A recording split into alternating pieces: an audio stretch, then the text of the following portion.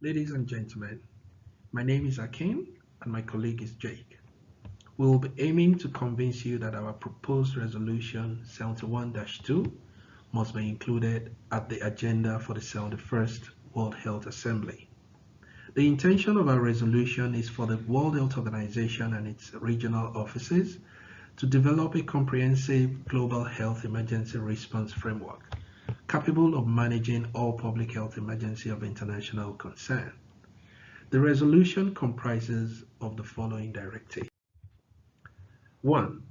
The creation by the World Health Organization of a Public Health Emergency Coordination Center based in Geneva, Switzerland.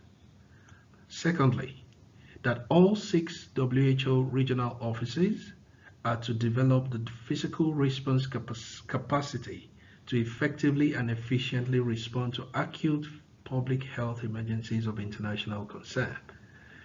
And thirdly, that all 6 regional offices and World Health Organization Geneva are to report to the World Health Assembly on an annual basis to outline to member states the progress made on requirements laid out by Resolution 71-2.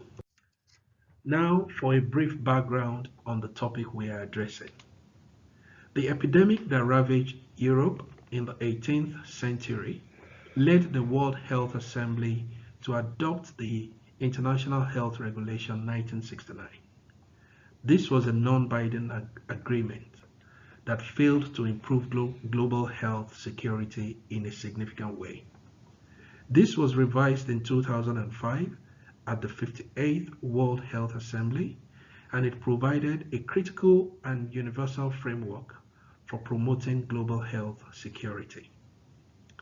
An innovation of the International Health Regulation 2005 granted power to the World Health Organization to declare public health emergency of international concern rather than requiring only states to report cases of specific diseases. Also in this resolution, member states task themselves with developing national disease surveillance and response capacities to prevent international spread of diseases, and the World Health Organization was saddled with the responsibility of providing technical support to those countries struggling to meet the requirements in the International Health Regulation 2005. So why is this relevant? The Ebola outbreak in 2014 showed the inherent gaps existent in global health emergency response framework. However, alarm bells were ringing in the early 21st century with the SARS and H1N1 outbreaks. In the case of SARS, over 700 deaths were recorded along with economic and social disruption. Similar outcomes were present in the wake of H1N1, which originated in Mexico and spread all across many borders. These inadequacies were unresolved, which severely compromised the global health community response to Ebola. The Ebola outbreak was an unprecedented shock for the global health society framework. Main criticisms were that the World Health Organization did too little and were too late in the warning of the potential severity of this outbreak. Their delayed response is considered to be the shortcoming that led to its proliferation to Sierra Leone and Liberia. This resulted in underground responders lacking the resources that the containment of public health emergency required. Late 2014 and early 2015, admissions of failure on the part of World Health Organization to declare an emergency in response to the outbreak emerged from high levels from the World Health Organization.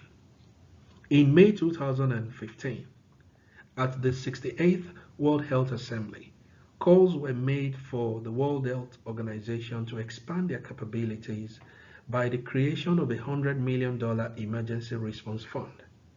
Concurrently, the World Health Organization pledged to develop its physical emergency response capacity.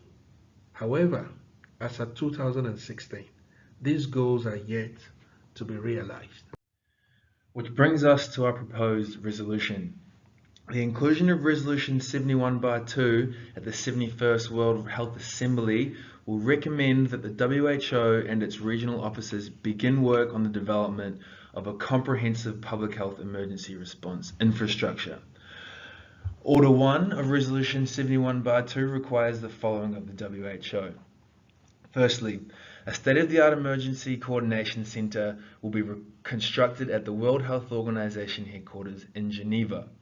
This will act as the coordination center of responses to public health emergencies of international concern that are deemed unmanageable by the regional offices where an emergency is developing. When a public health emergency is manageable with the coordination capacity of regional offices and parties, the Geneva ECC will be standing by to provide coordination and support capacity as it is requested. The ECC will be staffed 24/7 with a skeleton crew who will constantly monitor the development of public health emergencies as they develop. Order 2 of the resolution pertains to the development of the physical response capacity by the WHO regional offices on the ground. Every region will develop its physical response capacity according to the public health risk profiles present in the countries of each region.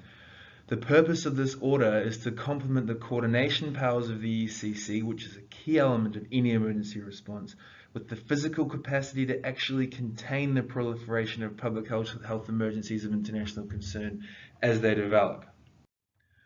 Order 3 of Resolution 71/2 will require the WHO and its 6 regional offices to report annually to the World Health Assembly as to the progress being made on the developments associated with 71/2. The WHO's lack of accountability since its inception has been an ongoing criticism that has stifled the organization's ability to gain trust from its member states and therefore gain the funding required to carry out its functions as mandated by its constitution. Order 3 of our proposed resolution aims to take steps to developing levels of accountability within the WHO and its regional offices. The developments in our proposed resolution do not come without cost. Whilst the WHO must assume a large sector of the blame for the poor handling of recent public health emergencies, member states are not without culpability. Assessed contributions to the WHO over the past decade have declined dramatically to the point that in the year 2014 to 2015, assessed contributions accounted for only 20% of the WHO's budget. This is a serious problem and has been cited by a number of academics as a contributing factor to the WHO's inability to respond effectively to the Ebola crisis. Resolution 71/2 will require member states to increase their annual assessed contributions to the WHO by 4%. These funds will be in addition to the $100 million response fund created in the wake of Ebola. However, this $100 million will stay for this purpose and will not be diverted to any other facets of the WHO's operations. Regional public health emergency offices funding will be delegated according to the contributions of the member states of its region. However, considerations will be given to regions who are consisted mainly of poorer nations.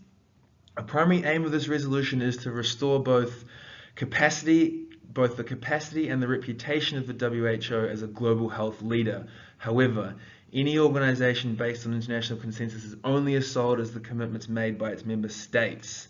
This resolution will place the onus for development equally on the WHO to deliver in an area where it has failed to do so in the past, with the cooperation of its member states in regards to funding.